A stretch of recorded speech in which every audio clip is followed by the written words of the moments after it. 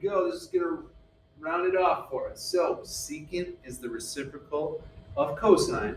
So we are just going to graph y equals negative 3 times the cosine of the quantity x minus pi over 2. So let's think about certain things like our period. There's no number between cosine and x. There's a 1 there. So our period is going to be 2 pi, which is pretty common. And that's when we break it up into pi halves, right? So we do pi over 2, 2 pi over 2, which is pi, 3 pi over 2, and 4 pi over 2 is just 2 pi. So that gives us one full cycle. We'll go to the left as well. Negative pi over 2, negative pi, negative 3 pi over 2, and negative 2 pi. All right. What else can we figure out here? Well, we see that from the negative, it is reflected. From the 3, you can see it has an amplitude of 3. And from the minus pi over 2, because that's in parentheses, that is a horizontal shift. We're going to go to the right, pi over 2 units. All right. So let's see. At most, we'll go up to 3. At the lowest, we'll go down to negative 3. Our center line is right at 0. So let's see, we're going to the right pi over 2. So go in the pi over 2 line. This will be like our 0 almost. And cosine typically starts with the maximum point, but because it's being reflected, it's actually going to start at the lowest point. So this is going to be our first point.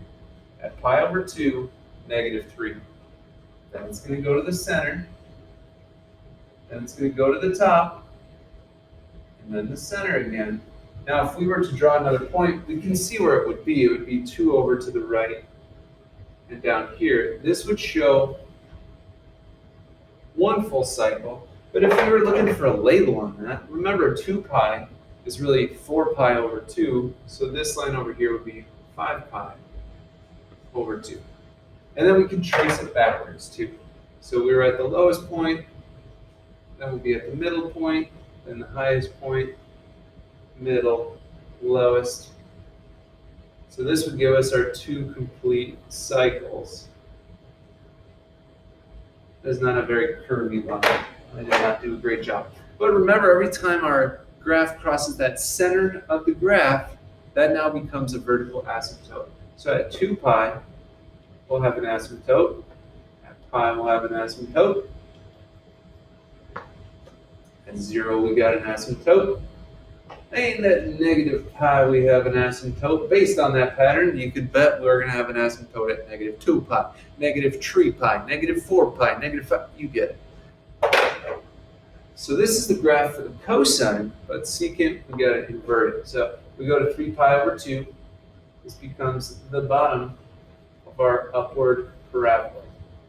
Same thing at negative pi over 2. It's going to curl up. And then at pi over 2, that becomes the top of our upside down parabola. Great, we just did 3 cycles of it. You can do this, dude.